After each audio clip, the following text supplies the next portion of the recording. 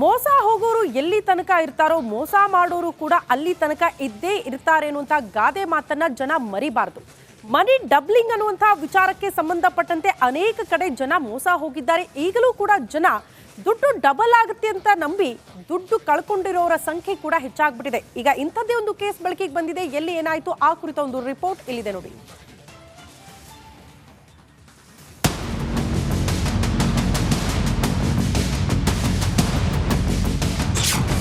ಬಡವರಿಂದಲೇ ಎಗರಿಸಿದ್ಲು ಕೋಟಿ ಕೋಟಿ. ಹಣ ವಾಪಸ್ ಕೇಳಿದ್ದಕ್ಕೆ ವಂಚಕಿ ಗ್ಯಾಂಗ್ ಧಮ್ಕಿ. ಹಣ ಡಬಲ್ ಮಾಡೋ ಹೆಸರಲ್ಲಿ ಮಮತಾಜ್ ಬೇಗಂ ಅಂಡ್ ಗ್ಯಾಂಗ್ ಸಾವಿರಾರು ಜನರಿಗೆ ಮಕ್ಕರ್ ಮಾಡಿದ್ದಾರೆ. ವಿಜಯನಗರ ಜಿಲ್ಲೆಯ ಹೊಸಪೇಟೆಯಲ್ಲಿ ನಡೆದ ವಂಚನೆ ಕೇಸ್ ಈಗ ಬೆಳಕಿಗೆ ಬಂದಿದೆ. ಇದೇ ಕೇಸ್ಗೆ ಸಂಬಂಧಿಸಿದಂತೆ ಇಬ್ಬರನ್ನ ಕೇರಳದಲ್ಲಿ ಅರೆಸ್ಟ್ ಮಾಡಲಾಗಿದೆ. ಆದರೆ ಮಮತಾಜ್ ಮಾತ್ರ ತಲೆಮರೆಸಿಕೊಂಡಿದ್ದು ಪೊಲೀಸರು ಆಕೆಗೆ ಬಲೆ ಬೀಸಿದ್ದಾರೆ. ಮನಿ ಡಬ್ಲಿಂಗ್ ಹೆಸರಿನಲ್ಲಿ ಗೊಳಂ ಸ್ವಾಹ.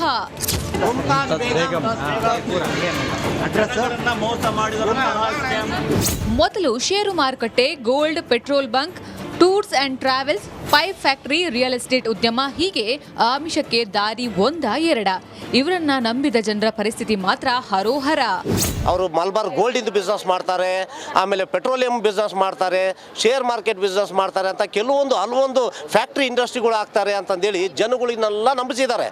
ನಂಬಿಸಿ ಇದರಲ್ಲಿ ನಮಗೆ ಸುಮಾರು 50% ನಮಗೆ ದುಡ್ಡು ಬರುತ್ತೆ. ಅದರಲ್ಲಿ ನಿಮಗೆ 14% ಕೊಡ್ತೀನಿ, 15% ಕೊಡ್ತೀನಿ, 20% ಕೊಡ್ತೀನಿ, ನೀವು ಚೆನ್ನಾಗಿರ್ರಿ, ನಿಮ್ಮ ರೊಕ್ಕ ಒಂದಲ್ಲ 3 ಪಟ್ಟಾಗುತ್ತೆ, ನೀವೇನು ಇದ್ರ ಬಗ್ಗೆ ಯೋಚನೆ ಮಾಡಬೇಡ್ರಿ ಅಂತಂದೇಳಿ ಎಲ್ಲ ಜನಗಳಿಂದ ಸುಮಾರು 200ರಿಂದ 250 ಕೋಟಿ ಅಮೌಂಟನ್ನು ಇವತ್ತು ಹೂಡಿಕೆ ಮಾಡ್ಕೊಂಡು ಯಾರಿಗೂ ₹1 ಕೊಡಲಾರ್ದಂಗೆ ತಿರುಗ್ತಾ ಇದ್ದಾರೆ. ಕಳೆದ 1 ವರ್ಷದಿಂದ ನೂರಾರು ಜನರಿಂದ ಲಕ್ಷಗಟ್ಟಲೆ ಹಣ ಪೀಕಿದ್ದಾರೆ. ಅನೀಸ್ ಎಂಬಾತನಿಗೆ ಬರೋಬ್ಬರಿ 1 ಕೋಟಿ ಹಣ ವಂಚಿಸಿರುವ ಆರೋಪವಿದೆ. ಅದನ್ನು ವಾಪಸ್ ಕೇಳಲು ಹೋದವರ ಮೇಲೆ ದಬ್ಬಾಳಿಕೆ ನಡೆಸಿದ್ದಾರೆ ಎಂದು ಆರೋಪಿಸಲಾಗಿದೆ. ಈ ಸಾಕಷ್ಟು ದಿನಗಳ ನಂತರ ಇವರು ರಿಟರ್ನ್ಸ್ ಬಗ್ಗೆ ಮತ್ತು ಅವರು ಹೂಡಿಕೆ ಮಾಡಿದಂತಹ ಒಟ್ಟು ಮೊತ್ತದ ಬಗ್ಗೆ ಅವರು ಹೋಗಿ ಕೇಳದಂಥ ಸಂದರ್ಭದಲ್ಲಿ ಅವ್ರಿಗೆ ಯಾವುದೇ ರೀತಿಯ ಸ್ಕೀಮ್ಗಳು ಇಲ್ಲದೆ ಇರುವುದಂತೂ ಮತ್ತು ಇವರಿಗೆ ಆ ರೀತಿ ಸ್ಕೀಮ್ಗಳನ್ನ ಮಾಡಲಿಕ್ಕೆ ಯಾವುದೇ ರೀತಿಯ ಅಧಿಕಾರ ಅಥವಾ ಒಂದು ರಿಜಿಸ್ಟರ್ಡ್ ಒಂದು ಕಂಪನಿ ಇಲ್ದಲೇ ಇರೋದು ಸಾಬೀತಾಗಿದೆ. ಸೊ ಅದ್ರ ಹಿನ್ನೆಲೆಯಲ್ಲಿ ಇವರು ಒಂದು ಬಂದು ಲಿಖಿತ ದೂರನ್ನು ನೀಡಿರ್ತಾರೆ. ಒಟ್ನಲ್ಲಿ ನಂಬೋರು ಇರೋವರೆಗೂ ನಂಬಿಸೋರಿರ್ತಾರೆ, ವಂಚನೆಗೆ ಒಳಗಾಗೋರು ಇರೋವರೆಗೂ ವಂಚಿಸೋರು ಇದ್ದೇ ಇರ್ತಾರೆ. ಈ ಮಾತಿಗೆ ಹೊಸಪೇಟೆಯ ಈ case best example. K Suresh Chauhan, Republic Kannada, Vijayanagara.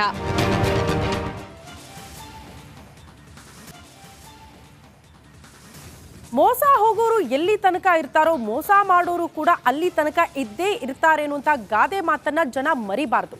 ಮನಿ ಡಬ್ಲಿಂಗ್ ಅನ್ನುವಂಥ ವಿಚಾರಕ್ಕೆ ಸಂಬಂಧಪಟ್ಟಂತೆ ಅನೇಕ ಕಡೆ ಜನ ಮೋಸ ಹೋಗಿದ್ದಾರೆ. ಈಗಲೂ ಕೂಡ ಜನ ದುಡ್ಡು ಡಬಲ್ ಆಗುತ್ತೆ ಅಂತ ನಂಬಿ ದುಡ್ಡು ಕಳ್ಕೊಂಡಿರೋರ ಸಂಖ್ಯೆ ಕೂಡ ಹೆಚ್ಚಾಗ್ಬಿಟ್ಟಿದೆ. ಈಗ ಇಂಥದ್ದೇ ಒಂದು ಕೇಸ್ ಬೆಳಕಿಗೆ ಬಂದಿದೆ. ಎಲ್ಲಿ ಏನಾಯ್ತು ಆ ಕುರಿತ ಒಂದು ರಿಪೋರ್ಟ್ ಇಲ್ಲಿದೆ ನೋಡಿ.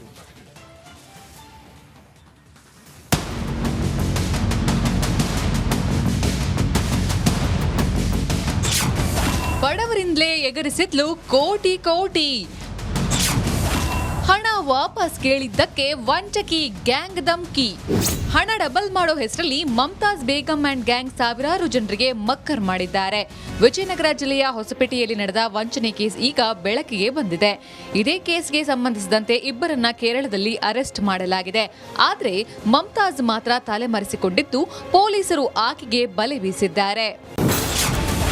ಮನಿ ಡಬ್ಲಿಂಗ್ ಹೆಸರಿನಲ್ಲಿ ಗೊಳಂ ಸ್ವಾಹ.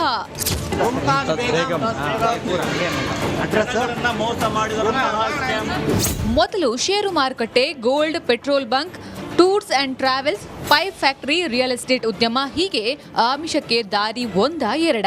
ಇವರನ್ನ ನಂಬಿದ ಜನರ ಪರಿಸ್ಥಿತಿ ಮಾತ್ರ ಹರೋಹರ. ಅವರು ಮಲ್ಬಾರ್ ಗೋಲ್ಡ್ ಇಂದ ಬಿಸ್ನೆಸ್ ಮಾಡ್ತಾರೆ, ಆಮೇಲೆ ಪೆಟ್ರೋಲಿಯಂ ಬಿಸ್ನೆಸ್ ಮಾಡ್ತಾರೆ, ಶೇರ್ ಮಾರ್ಕೆಟ್ ಬಿಸ್ನೆಸ್ ಮಾಡ್ತಾರೆ ಅಂತ ಹಲವೊಂದು ಫ್ಯಾಕ್ಟ್ರಿ ಇಂಡಸ್ಟ್ರಿಗಳು ಆಗ್ತಾರೆ ಅಂತಂದೇಳಿ ಜನಗಳನ್ನೆಲ್ಲ ನಂಬಿಸಿದ್ದಾರೆ. ನಂಬಿಸಿ ಇದರಲ್ಲಿ ನಮಗೆ ಸುಮಾರು 50% ನಮಗೆ ದುಡ್ಡು ಬರುತ್ತೆ. ಅದರಲ್ಲಿ ನಿಮಗೆ 14% ಕೊಡ್ತೀನಿ, 15% ಕೊಡ್ತೀನಿ, 20% ಕೊಡ್ತೀನಿ, ನೀವು ಚೆನ್ನಾಗಿರ್ರಿ, ನಿಮ್ಮ ರೊಕ್ಕ ಒಂದಲ್ಲ 3 ಪಟ್ಟಾಗುತ್ತೆ, ನೀವೇನು ಇದ್ರ ಬಗ್ಗೆ ಯೋಚನೆ ಮಾಡಬೇಡ್ರಿ ಅಂತಂದೇಳಿ ಎಲ್ಲ ಜನಗಳಿಂದ ಸುಮಾರು 200ರಿಂದ 250 ಕೋಟಿ ಅಮೌಂಟನ್ನು ಇವತ್ತು ಹೂಡಿಕೆ ಮಾಡ್ಕೊಂಡು ಯಾರಿಗೂ ₹1 ಕೊಡಲಾರ್ದಂಗೆ ತಿರುಗ್ತಾ ಇದ್ದಾರೆ. ಕಳೆದ 1 ವರ್ಷದಿಂದ ನೂರಾರು ಜನರಿಂದ ಲಕ್ಷಗಟ್ಟಲೆ ಹಣ ಪೀಕಿದ್ದಾರೆ. ಅನೀಸ್ ಎಂಬಾತನಿಗೆ ಬರೋಬ್ಬರಿ 1 ಕೋಟಿ ಹಣ ವಂಚಿಸಿರುವ ಆರೋಪವಿದೆ. ಅದನ್ನ ವಾಪಸ್ ಕೇಳಲು ಹೋದವರ ಮೇಲೆ ದಬ್ಬಾಳಿಕೆ ನಡೆಸಿದ್ದಾರೆ ಎಂದು ಆರೋಪಿಸಲಾಗಿದೆ. ಈ ಸಾಕಷ್ಟು ದಿನಗಳ ನಂತರ ಇವರು ರಿಟರ್ನ್ಸ್ ಬಗ್ಗೆ ಮತ್ತು ಅವರು ಹೂಡಿಕೆ ಮಾಡಿದಂತಹ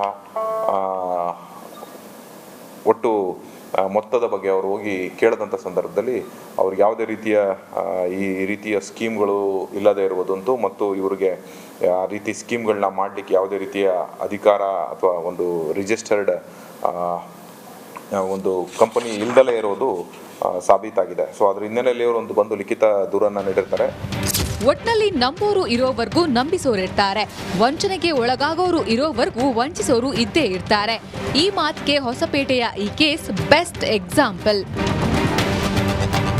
ಕೆ ಸುರೇಶ್ ಚೌಹಾಣ್, ರಿಪಬ್ಲಿಕ್ ಕನ್ನಡ, ವಿಜಯನಗರ.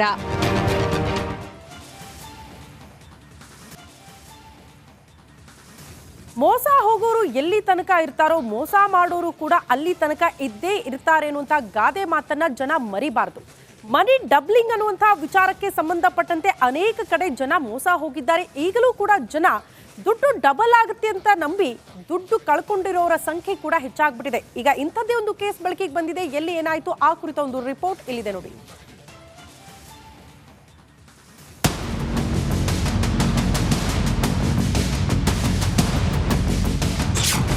ಬಡವರಿಂದಲೇ ಎಗರಿಸಿದ್ಲು ಕೋಟಿ ಕೋಟಿ. ಹಣ ವಾಪಸ್ ಕೇಳಿದ್ದಕ್ಕೆ ವಂಚಕಿ ಗ್ಯಾಂಗ್ ಧಮ್ಕಿ. ಹಣ ಡಬಲ್ ಮಾಡೋ ಹೆಸರಲ್ಲಿ ಮಮ್ತಾಜ್ ಬೇಗಂ ಅಂಡ್ ಗ್ಯಾಂಗ್ ಸಾವಿರಾರು ಜನರಿಗೆ ಮಕ್ಕರ್ ಮಾಡಿದ್ದಾರೆ. ವಿಜಯನಗರ ಜಿಲ್ಲೆಯ ಹೊಸಪೇಟೆಯಲ್ಲಿ ನಡೆದ ವಂಚನೆ ಕೇಸ್ ಈಗ ಬೆಳಕಿಗೆ ಬಂದಿದೆ.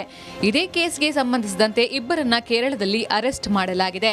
ಆದರೆ ಮಮ್ತಾಜ್ ಮಾತ್ರ ತಲೆಮರೆಸಿಕೊಂಡಿದ್ದು ಪೊಲೀಸರು ಆಕೆಗೆ ಬಲೆ ಬೀಸಿದ್ದಾರೆ. ಮನೆ ಡಬ್ಲಿಂಗ್ ಹೆಸರಿನಲ್ಲಿ ಗೊಳಂ ಸ್ವಾಹ.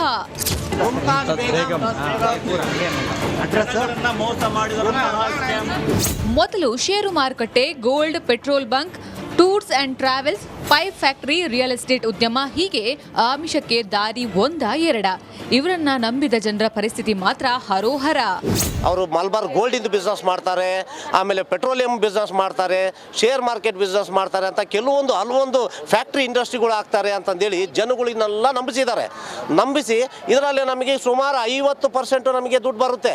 ಅದರಲ್ಲಿ ನಿಮಗೆ 14% ಕೊಡ್ತೀನಿ, 15% ಕೊಡ್ತೀನಿ, 20% ಕೊಡ್ತೀನಿ, ನೀವು ಚೆನ್ನಾಗಿರ್ರಿ, ನಿಮ್ಮ ರೊಕ್ಕ ಒಂದಲ್ಲ 3 ಪಟ್ಟು ಆಗುತ್ತೆ, ನೀವೇನು ಇದ್ರ ಬಗ್ಗೆ ಯೋಚನೆ ಮಾಡಬೇಡ್ರಿ ಅಂತಂದೇಳಿ ಎಲ್ಲ ಜನಗಳಿಂದ ಸುಮಾರು 200ರಿಂದ 250 ಕೋಟಿ ಅಮೌಂಟನ್ನು ಇವತ್ತು ಹೂಡಿಕೆ ಮಾಡ್ಕೊಂಡು ಯಾರಿಗೂ ₹1 ಕೊಡಲಾರ್ದಂಗೆ ತಿರುಗ್ತಾ ಇದ್ದಾರೆ. ಕಳೆದ 1 ವರ್ಷದಿಂದ ನೂರಾರು ಜನರಿಂದ ಲಕ್ಷಗಟ್ಟಲೆ ಹಣ ಪೀಕಿದ್ದಾರೆ. ಅನೀಸ್ ಎಂಬಾತನಿಗೆ ಬರೋಬ್ಬರಿ 1 ಕೋಟಿ ಹಣ ವಂಚಿಸಿರುವ ಆರೋಪವಿದೆ. ಅದನ್ನ ವಾಪಸ್ ಕೇಳಲು ಹೋದವರ ಮೇಲೆ ದಬ್ಬಾಳಿಕೆ ನಡೆಸಿದ್ದಾರೆ ಎಂದು ಆರೋಪಿಸಲಾಗಿದೆ. ಈ ಸಾಕಷ್ಟು ದಿನಗಳ ನಂತರ ಇವರು ರಿಟರ್ನ್ಸ್ ಬಗ್ಗೆ ಮತ್ತು ಅವರು ಹೂಡಿಕೆ ಮಾಡಿದಂತಹ ಒಟ್ಟು ಮೊತ್ತದ ಬಗ್ಗೆ ಅವರು ಹೋಗಿ ಕೇಳದಂಥ ಸಂದರ್ಭದಲ್ಲಿ ಅವ್ರಿಗೆ ಯಾವುದೇ ರೀತಿಯ ಸ್ಕೀಮ್ಗಳು ಇಲ್ಲದೆ ಇರುವುದಂತೂ ಮತ್ತು ಇವರಿಗೆ ಆ ರೀತಿ ಸ್ಕೀಮ್ಗಳನ್ನ ಮಾಡಲಿಕ್ಕೆ ಯಾವುದೇ ರೀತಿಯ ಅಧಿಕಾರ ಅಥವಾ ಒಂದು ರಿಜಿಸ್ಟರ್ಡ್ ಒಂದು ಕಂಪನಿ ಇಲ್ದಲೇ ಇರೋದು ಸಾಬೀತಾಗಿದೆ. ಸೊ ಅದ್ರ ಹಿನ್ನೆಲೆಯಲ್ಲಿ ಅವರು ಒಂದು ಬಂದು ಲಿಖಿತ ದೂರನ್ನು ನೀಡಿರ್ತಾರೆ. ಒಟ್ನಲ್ಲಿ ನಂಬೋರು ಇರೋವರೆಗೂ ನಂಬಿಸೋರಿರ್ತಾರೆ, ವಂಚನೆಗೆ ಒಳಗಾಗೋರು ಇರೋವರೆಗೂ ವಂಚಿಸೋರು ಇದ್ದೇ ಇರ್ತಾರೆ. ಈ ಮಾತಿಗೆ ಹೊಸಪೇಟೆಯ ಈ case best example. K Suresh Chauhan, Republic Kannada, Vijayanagara.